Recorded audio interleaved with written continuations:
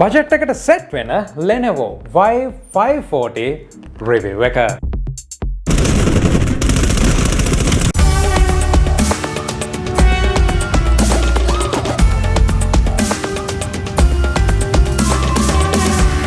ඔය සාදරයෙන් පිළිගන්නවා තවත් ඉන්ටරෙස්ටිං ලැප්ටොප් රිවිව් එකකට. අද අපි ගාව තියෙනවා Lenovo Legion brand එකෙන් Y540 Y series එකේ 540 කියන ගේමින් ලැප්ටොප් එක. ඉතින් මේ ලැප්ටොප් එක රිවිව් කරන්න අපිට දුන්නේ Unity Plaza එකේ Wings of Technologies එකෙන්. ඒ වගේම තමයි මේ රිවිව් එක බැලුවට පස්සේ ඔයගලන්ට පුළුවන් මේ ලැප්ටොප් එක මිලදී ගන්න Unity Plaza එකේ Wings of Technologies එකෙන් වගේම Redline Technologies එකෙන්. ඉතින් මේ තනදී ලැප්ටොප් එකේ ගොඩක් දේවල් තියෙනවා කතා කරන්න. ඒ දේවල් වලට කලින් පළවෙනියෙන්ම මිල ගණන් කියලා එන්නම්. මේ ලැප්ටොප් එක ලක්ෂ 2කට අඩු රේන්ජ් එකේ තියෙන ලැප්ටොප් එකක්. මේක රුපියල් 1,80,000කට ඔයගොල්ලන්ට මිලදී ගන්න පුළුවන්. ඉතින් මේකේ ඉතුරු විස්තර කතා කරන්න කලින් අපි බලමු පැකේජ් එකේ එන්නේ මොනවද කියලා.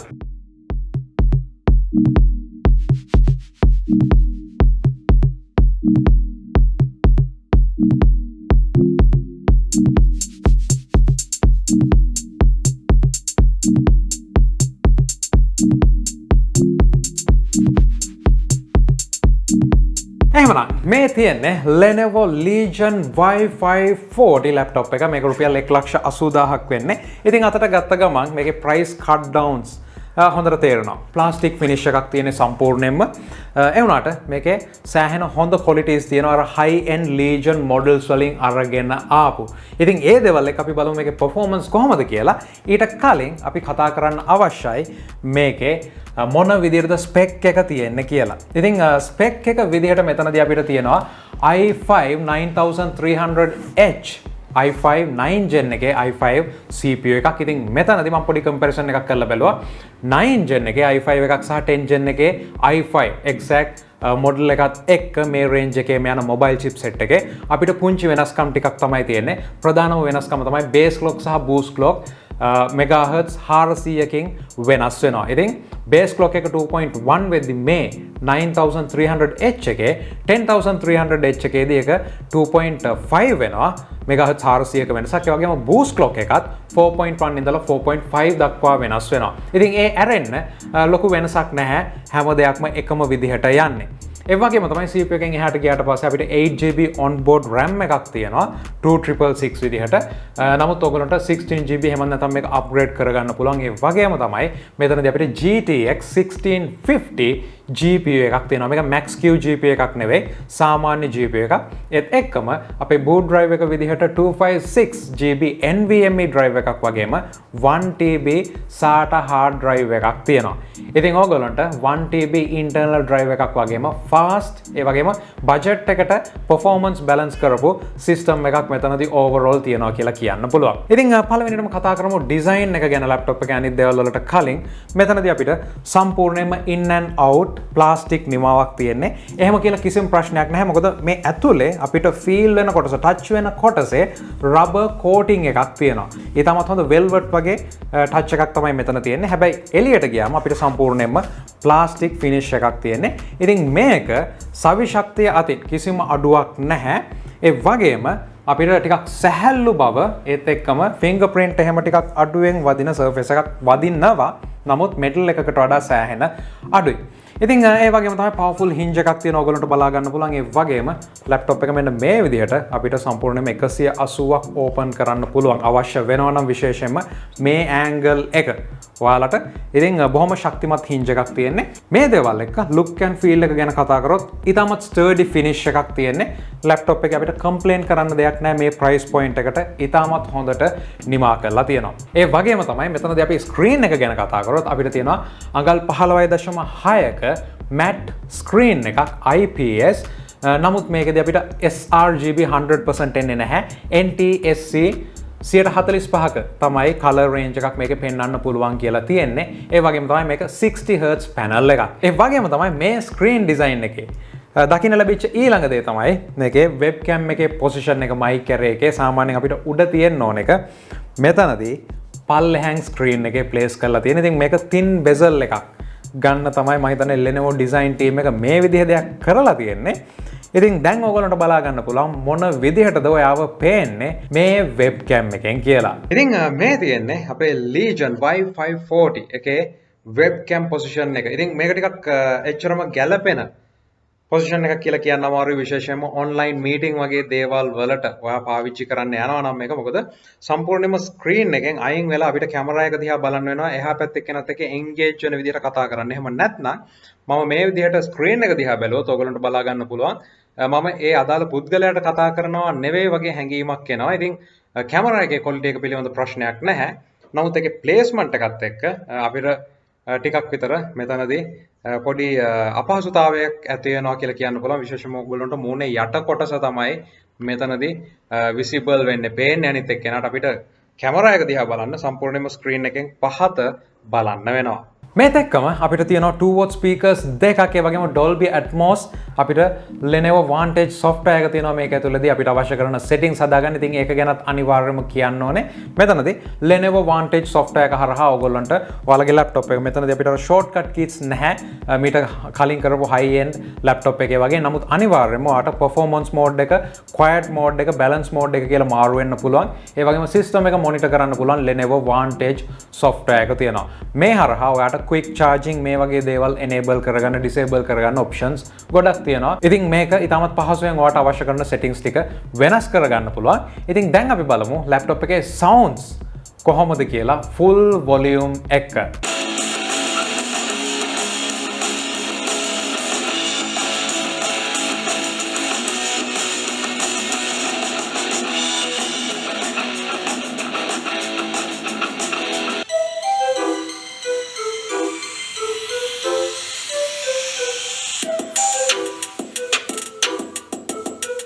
කූලින් ගැන කතා කරද්දි මෙතනදී අපිට තියෙනවා Lenovo Legion high end series වල තියෙන ගුණාංග ඒ විදිහටම මේ mid range series එකටත් ගෙනල්ලා. ඉතින් ලොකු air intake එකක් අපිට තියෙනවා, grill එකක් යටින් මෙතනින් intake කරලා ඊට පස්සේ අපිට side දෙකෙන් සහ පිටිපස්සෙන් exhaust එකක් විදිහට මේක ඊටමත් හොඳින් design කරලා තියෙනවා.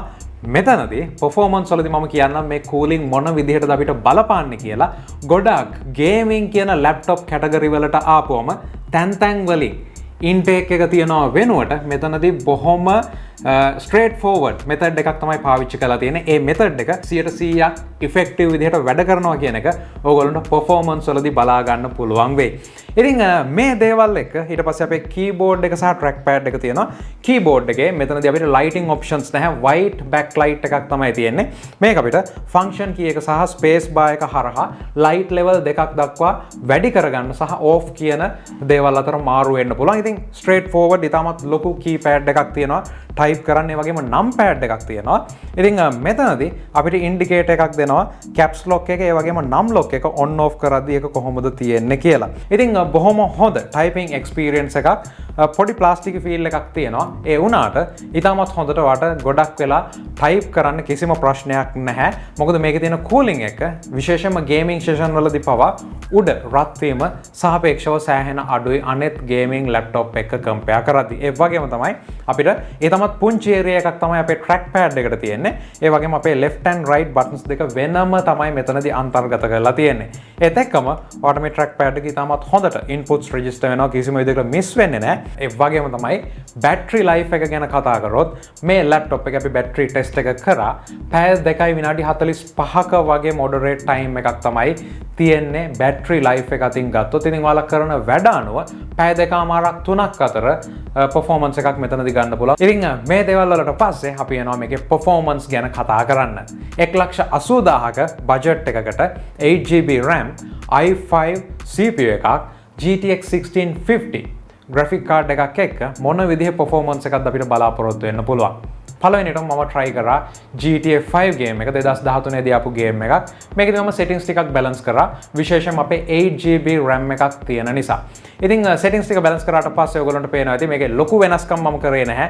විශේෂයෙන්ම view distance එකේ වගේම anti aliasing වගේ දේවල් ටිකක් අඩු කරලා තියෙනවා. ඊට පස්සේ ඔයගොල්ලන්ට බලා ගන්න පුළුවන් මොන විදිහටද ගේම් එකේ බෙන්ච්මාර්ක් එක යන්නේ කියලා සමහර scenarios වලදී frame rate එක 100 දක්වා ගියා 1080p resolution එකෙන්. ඒ වගේම තමයි actual gameplay එකේදී full load එකත් එක්ක මෙතනදී ඔයගලන්ට බලා ගන්න පුළුවන් system එක මොන විදිහටද perform කරන්න කියලා. විශේෂයෙන්ම CPU temp එක, CPU එකේ speed එක, ඒ වගේම GPU temp එක ගැන බලන්න.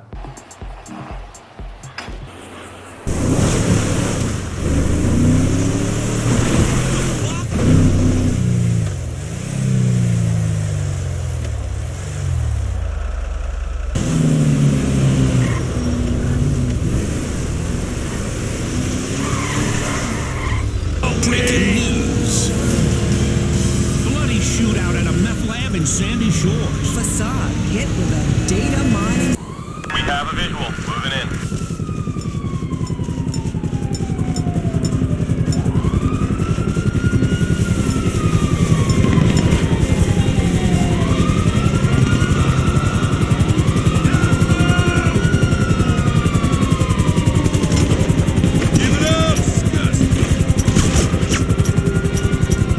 ඊළඟට Warzone game එක demanding game එකක්. ඒ වගේම තමයි මේක release වෙද්දී 12GB RAM එකක් අවශ්‍යයි කියලා කිව්වා. නමුත් දැන් updates එක 8GB RAM වල උනත් මේක පාවිච්චි වෙනවා. ඉතින් මෙතනදී අපේ GPU එක GTX 1650 GPU එක 4GB යම් කිසියකට balance කරලා game එකෙන් auto ගත්ත settings ටික ඒ විදිහටම තියලා RTX ray tracing වගේ දේවල් off ඔයගොල්ලන්ට බලා ගන්න පුළුවන් මොන විදිහටද මෙතනදී perform කරන්න කියලා. ඒ වගේම තමයි CPU එක 4 GHz වලට මෙතනදී යනවා. මේකේ තියෙන 4.1 GHz turbo boost එකත් එක්ක. ඉතින් ඊටමත් හොඳ වේගයක්. ඒ වගේම තමයි ඔයගොල්ලන්ට බලා ගන්න පුළුවන් screen එකේ මොන විදිහටද temps යන්නේ කියලා. CPU temp එක විශේෂයෙන්ම Celsius අංශක 85ක් වගේ ප්‍රමාණයක් තමයි මෙතනදී අපිට වැඩියෙන්ම ගියේ.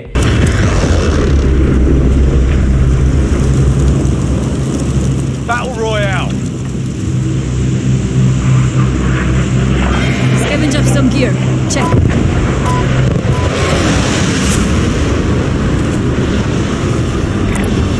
Over my way.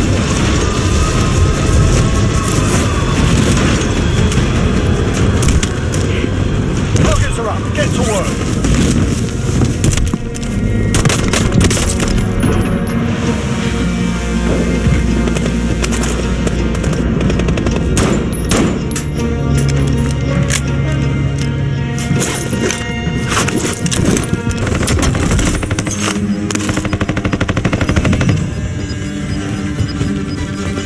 Gas is moving.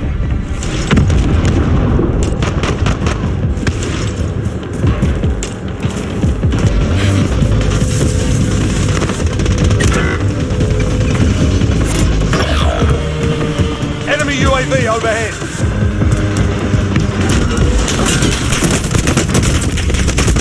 Teammate has entered the group. ඒ වගේම තමයි Cold War game එක ඊට පස්සේ අපි try කරලා බැලුවා. Celsius අංශක 85ක වගේ උපරිම උෂ්ණත්වයක් තමයි ගියේ. ඊටමත් හොඳ turbo boost එකක් අපිට බලා ගන්න පුළුවන් වුණා. ඒ වගේම තමයි මේ game එක අලුත් මේ දේවල් එක්ක settings balance කරලා අපිට frame rate එක සාමාන්‍යයක් විදිහට 65ක් වගේ ලබා ගන්න පුළුවන් වුණා. විශේෂම action වැඩි අවස්ථාවලදී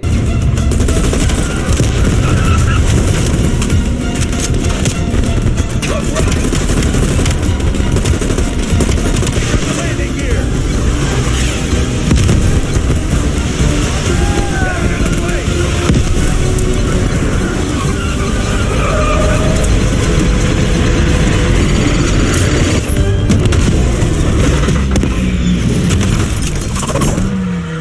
ඉතින් මේ price point එකට මං හිතන්නේ performance අතින් ගත්තොත් අපිට මේ Legion Y540 කියලා කියන්නේ විශේෂයෙන්ම gaming සහ එදිනෙදා වැඩ කටයුතු කරගන්න, විශේෂයෙන්ම campus එකට එහෙම නැත්නම් අනෙකුත් අධ්‍යාපනික වැඩ කටයුතු කරගන්න, YouTube වීඩියෝ එකක් edit කරන්න, මේ හැම දෙයකටම හොඳ ගැලපෙන laptop එකක් කියන්න පුළුවන්. විශේෂයෙන්ම මේ category එකේ තියෙන අනෙකුත් laptops සාමාන්‍යයෙන් මේ විදිහේ game එකක් ගහන්න ගියාම එහෙම නැත්නම් වැඩ කරන්න ගියාම අනිවාර්යයෙන්ම Celsius අංශක 90 95ට වගේ යනවා. ඒ හරහා ඊටමත් ඉක්මනින් CPU එක thermal throttle වෙන්න පටන් ගන්නවා. මේ thermal throttling එකත් එක්ක performance අපිට ඊටමත් ඉක්මනින් පල්ලෙහාට යනවා. ඉතින් මේ laptop එකේදී gaming මම පැය භාගයකට වඩා කරා. විශේෂයෙන්ම GTA 5 එක මම session දෙකක් play කරා.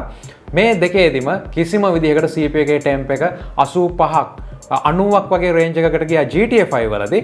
නමුත් Warzone ඒ වගේම Cold War games වලදී එහෙම දෙයක් සිද්ධ වුණේ නැහැ. GTA 5 මම හිතන්නේ demanding CPU wise demanding game එකක්. නමුත් Cold War සහ Warzone වලදී අපිට 85ක වගේ රේන්ජ් එකක ඒ වගේම 4 GHz උපරිම clock speed එකක් අපිට CPU එකෙන් ලබා ගන්න පුළුවන් වුණා. හැබැයි මෙතනදී අපේ limitation එක උනේ GTX 1650 GPU එක මෙතනදී 99%ක්ම use වෙනවා.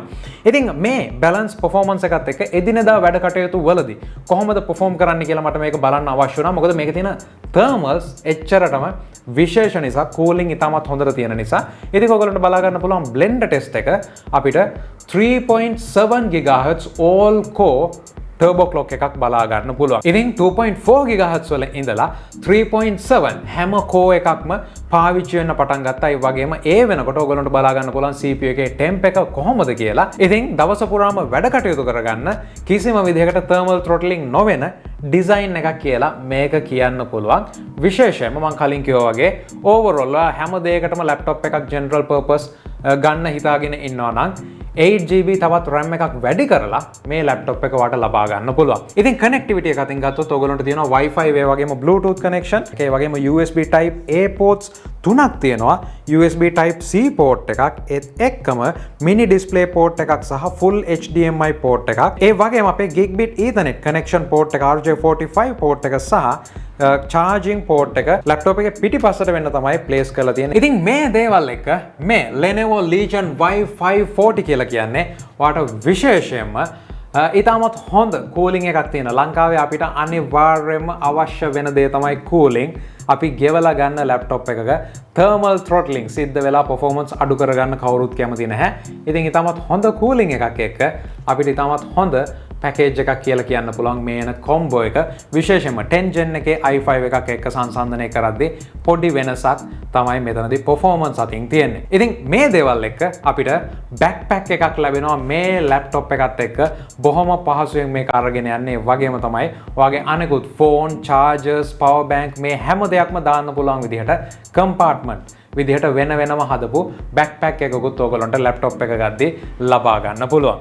ඉතින් මේ review එක ගැන ඔයාගේ අදහස අනිවාර්යයෙන්ම පළයක් comment section එකේ දාන්න. ඒ වගේම තමයි මේ වගේ reviews අපි දිගටම අරගෙන එනවා. subscribe කරලා නැත්නම් channel එකට subscribe කරන්න. හම්බෙමු තවත් වීඩියෝ එකකින්.